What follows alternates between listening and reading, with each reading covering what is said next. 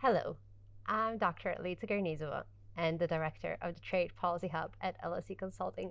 TPH is a specialized team within LSE Consulting which deals with the challenges of the global trade environment. We build on three interrelated benefits: expert knowledge, continuous evidence-based research, and a wide network of experts.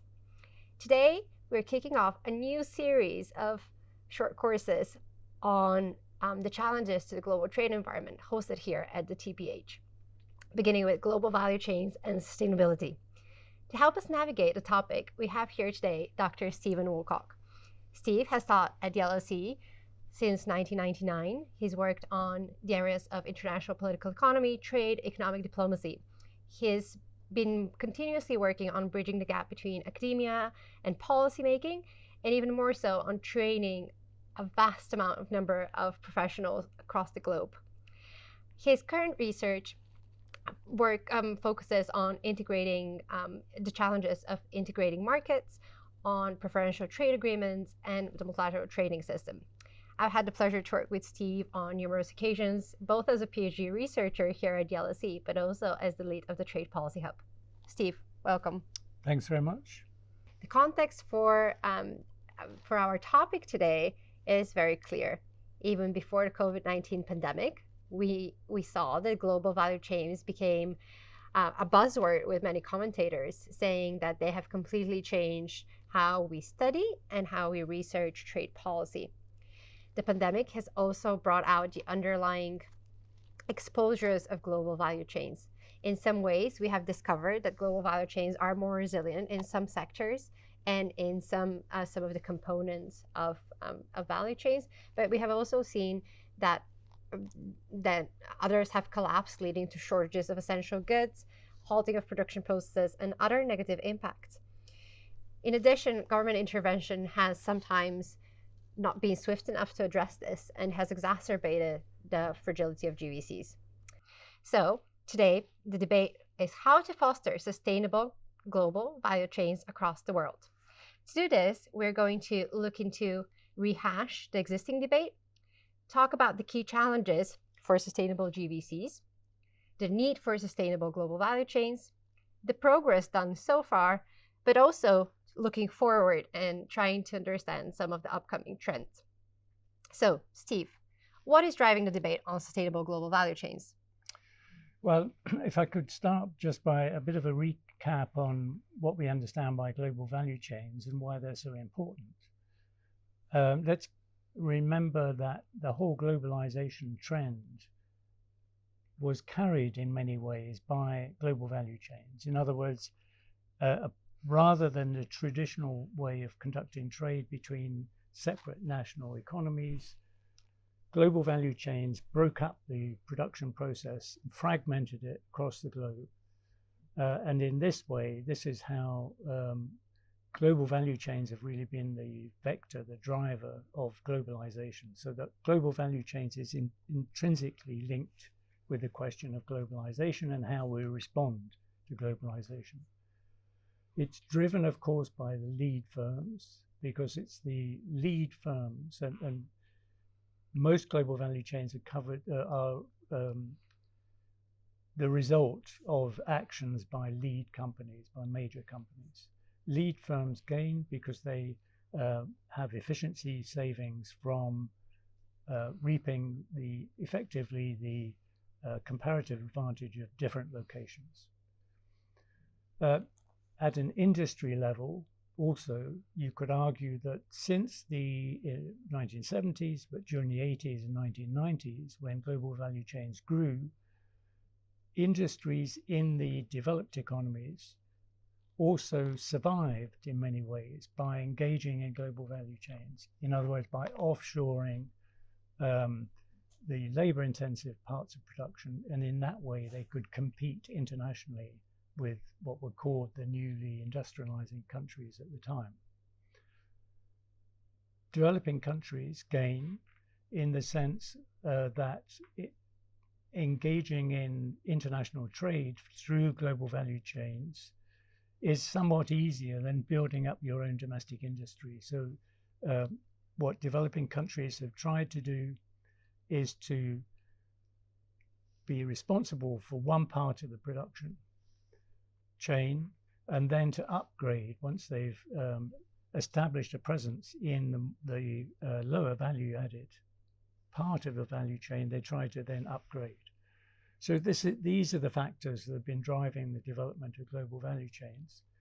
But the question now with globalization is we have a bit of a governance gap, as we will show, in the sense that you have globalized production, but you have territorial limits to what governments can do in terms of regulation. So insofar as regulation is needed to promote sustainability, it tends to stop at the frontiers, at the borders.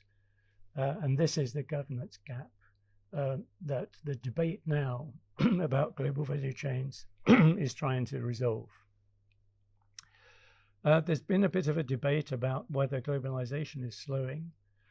And we can see on the chart that you will see shown, you can see that although trade and investment has continued to grow, global value chains plateaued around the time of the financial crisis in 2008. And there's been since then a bit of a downward tendency. So is globalization slowing? Are global value chains being reversed? And Elitsa has mentioned some of the factors why this may be the case.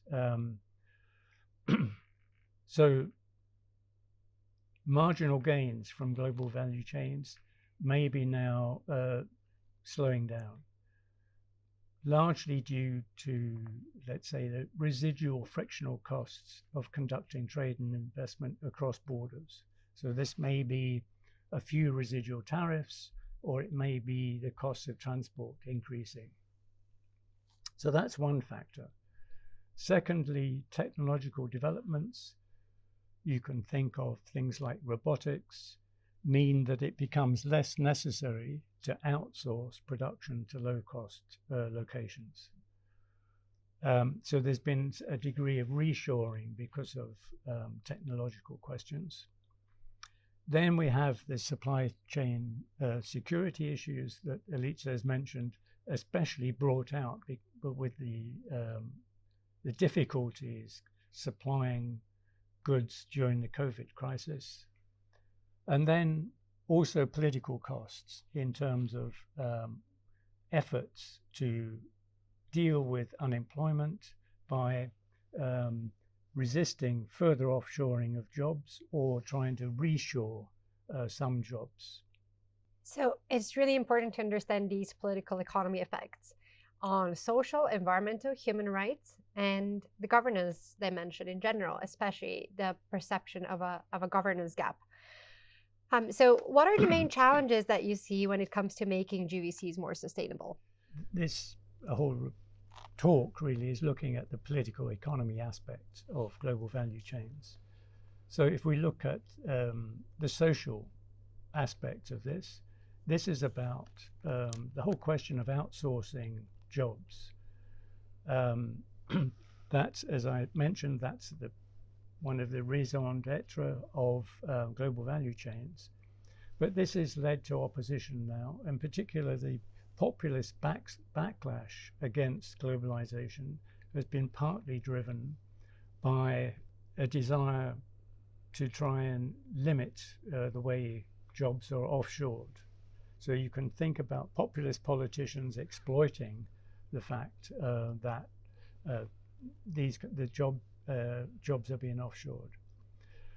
Just as there's an argument that unemployment problems are being exacerbated, there is also an argument that environmental problems are created because, in a sense, there is an offshoring of pollution.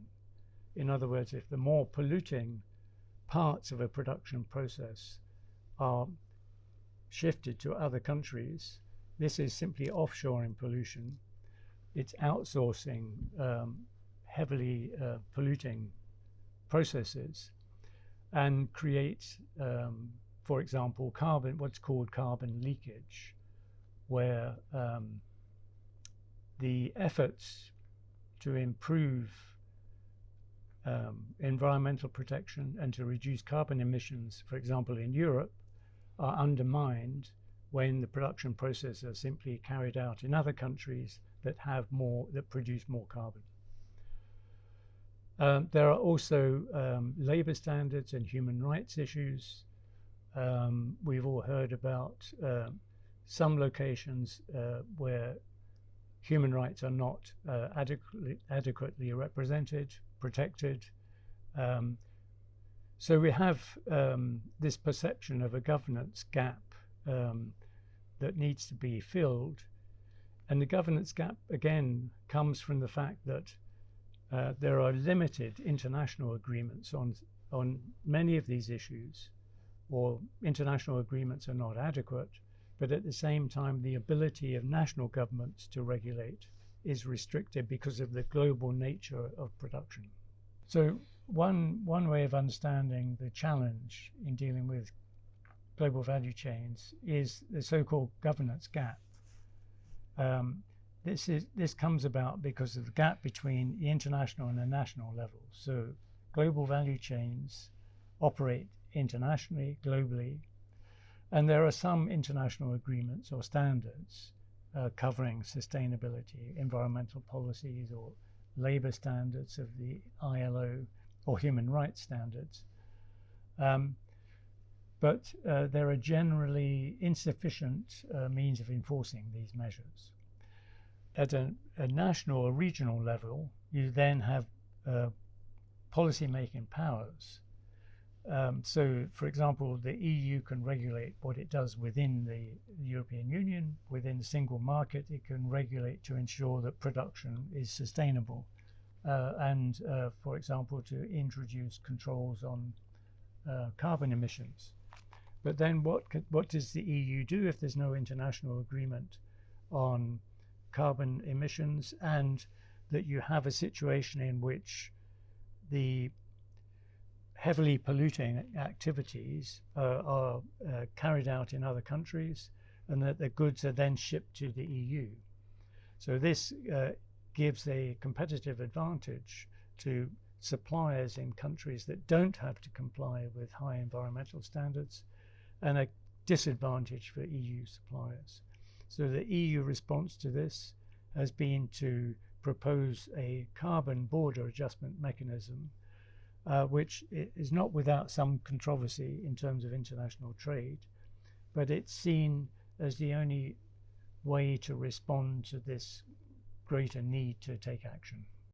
Up until now, it's been private governance that has been seen as a means of closing the gap.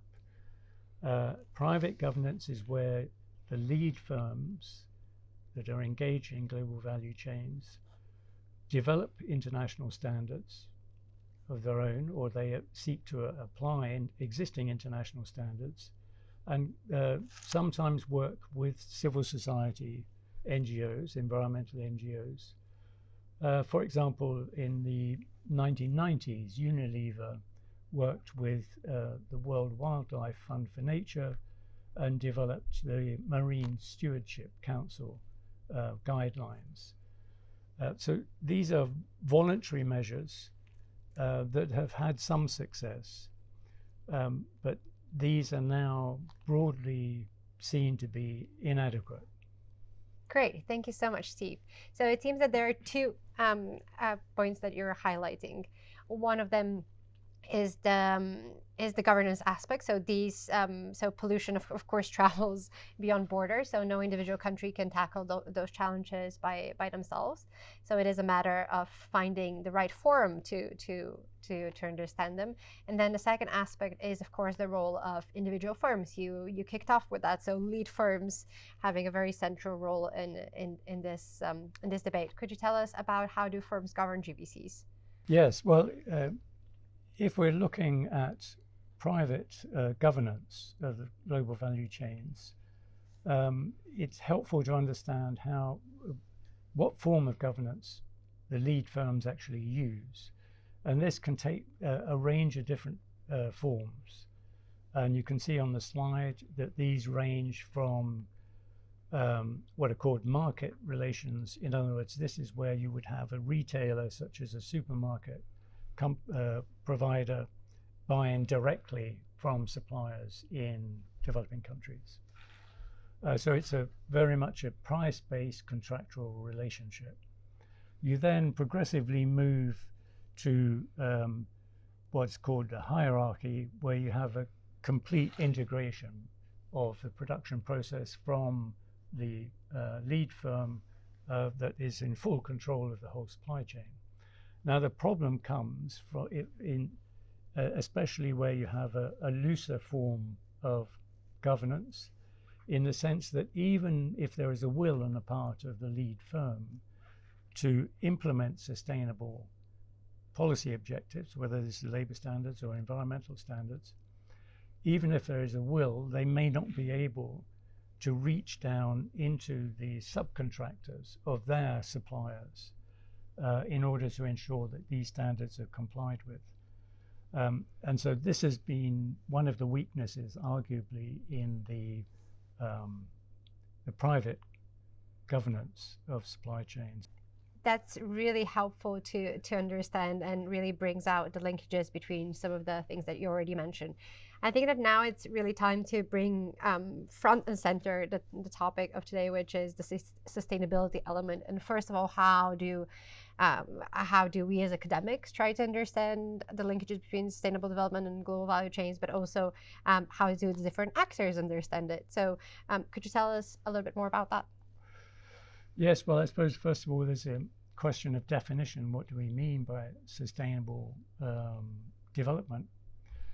This was defined in the Brundtland report going way back in the 1980s as being development, and I quote, that meets the needs of the present generation without compromising the ability of future generations to meet their own needs. Now, the problem, of course, is translating this into practice.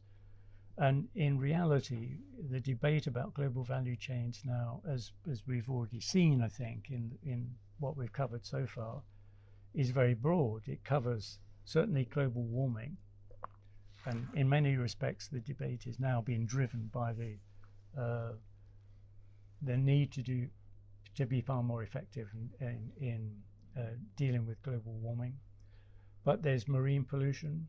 So I talked about the Marine Stewardship Council. There's deforestation. There's fair labour practices, and there are a wide range of environmental objectives, from air, water, plastic pollution, that all come under this banner of sustainable development, and therefore can be included in sustainable global value chains. So the broad reach of the sustainability concept is part of the problem here, and in order to evaluate the effectiveness clearly in terms of academic research, one has to bore down into particular cases and particular policy objectives to see what the effectiveness is of the different measures. I think that's a really good depiction of the range of objectives that sustainability could address. Here, we need to understand once again, why has sustainability in GVCs become so important?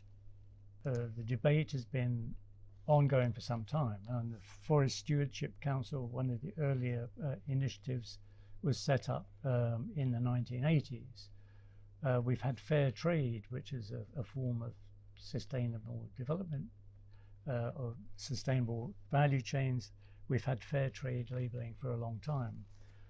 But I think what is changing the situation now is the sustainability imperative, if I can call it that. In other words, there is a far greater recognition now of the need to ensure that production, both nationally, regionally, and internationally, is more sustainable, and that has to contribute to objectives such as dealing with carbon emissions. Secondly, there's been a recognition at a corporate level that there has to be more action, that corporate companies have to be more accountable, both in terms of social, environmental context. They have to be more accountable. And then thirdly, I think the other aspect is that there is this demand for more binding, more effective means of ensuring that the voluntary efforts that have been made are in fact working. And if they're not working, then to take a more regulatory approach in order to ensure that the actual objectives are met. So that's what's behind, if you like, the push to make global value chains more sustainable, even though the debate, some people would have been pushing for this for some time. So environmental NGOs would have been pushing for this for some time, but there is more of a positive response from the corporate side and from public policy now that something has to be done. Thank you for outlining the current trends. I think for me, it's clear that sustainability has now become a core imperative. But it's still very important to understand, has anything been achieved and what are the main tools for this? The main way, if I can use this reference to the governance gap again, the main way in which efforts have been made to close it is through multi-stakeholder initiatives. So this is a liberal approach in the sense that it aims to work with the market rather than what's called a top-down approach, which is a sort of regulatory approach determined by public policy. So efforts have been made to work with the market, a liberal approach. And it's these are the multi-stakeholder initiatives that we've seen in many sectors. It's where business, who actually leads is a good question. Quite often it's civil society that is agitated for action, and then business has felt the need to respond. In the more successful multi-stakeholder initiatives, we've seen cooperation between business and civil society NGOs to develop common standards, sometimes with third-party accreditation. So there is, on fair trade labeling, for example, there's third-party accreditation that a fair trade coffee does in fact comply with the requirements of the label. So there's been close work between business and NGOs, and then governments have played the role of the facilitator in terms of multi-stakeholder initiatives. So multi-stakeholders, civil society, private sector, and government.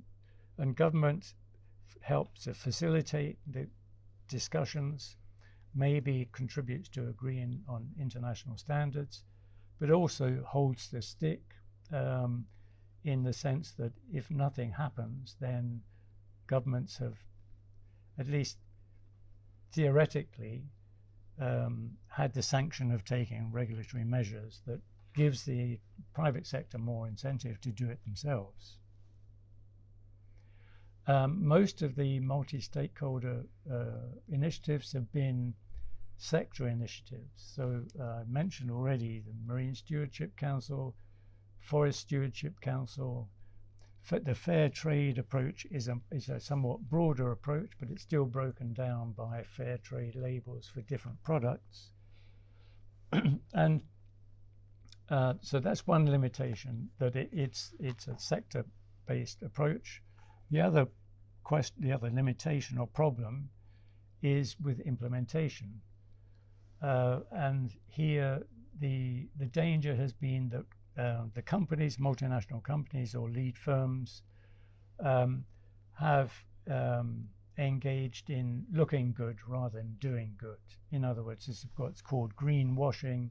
They give the impression that they're controlling global value chains, but that may not be implemented properly, or it may only reach as far as the first supplier and not reach down below for the subcontractors to that first supplier. So there's no really effective control over the whole of the supply chain. So those, in very brief terms, are the limitations of the main approach so far. Thank you so much for this, Steve. It seems that progress has been delayed uh, by the difficulty for, as you said, main suppliers and sort of the first and the second level suppliers to know what's happening further down the line. We know that that's the problem with also with tracking, sort of monitoring, evaluating different supply chains and different initiatives. That's I think that's really at the heart of the problem. Are there already plans to improve the current situation? Yes. In a sense, it's still focused on the at the corporate level, and there's been a debate about um, making corporate governance more accountable, so that corporate governance is not simply aimed at short-term profits, but takes account of wider externalities and costs involved in the whole production process. So this seems to be still seen as the way ahead. But there's now a move to give a bit more impetus to this corporate accountability. At a national and EU level, we've seen autonomous measures taken. For example, the French have introduced a duty of vigilance law on human rights. This is in 2017. The Netherlands government has adopted a Child Labour Due Diligence Act in 2019, and there have been similar initiatives in the USA. At an EU level, there is a general attempt to promote sustainable corporate governance. In other words, to encourage, cajole, promote the corporate level to be serious about sustainability in the whole approach to corporate governance, not just based on short-term profit and loss, but to consider social and environmental objectives as well. And here there is a concrete proposal from November 2021 for a regulation on products that result in deforestation. So EU companies bringing a product onto the single European market have to conduct due diligence. They're obliged to conduct due diligence to ensure that none of the product they produce does not at any stage in the global value chain contribute to deforestation. So this goes for beef, for example, that's put on the EU market, has to be certified as coming from, not as a result of deforestation in the Amazon, for example. This proposal is live now. It's being discussed in the Council and in the European Parliament, and will in all probability be adopted fairly soon. And that's a pilot project really for what we may see in terms of other initiatives following on from that. And the UK also is adopting equivalent provisions on due diligence. Would you like to give us your top highlights of Sure. what let's say an advanced student or a policymaker who is just entering the field needs to recall about GVCs? Sure. So global value chains have been a major driver in globalization. Promoting sustainable global value chains is seeking to ensure that globalization contributes to wider policy objectives, so environmental and social policy objectives. So that's the aim. The aims have been clear, arguably, for some time, and are clear now. So reducing carbon emissions, fair trade, not trading with countries that don't comply with human rights. But there's been this governance gap. There's been a major stumbling block.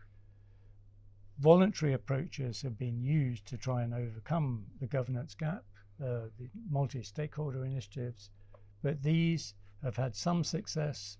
But now, because of the imperative, a greater imperative for sustainability, these are now not seen as sufficient.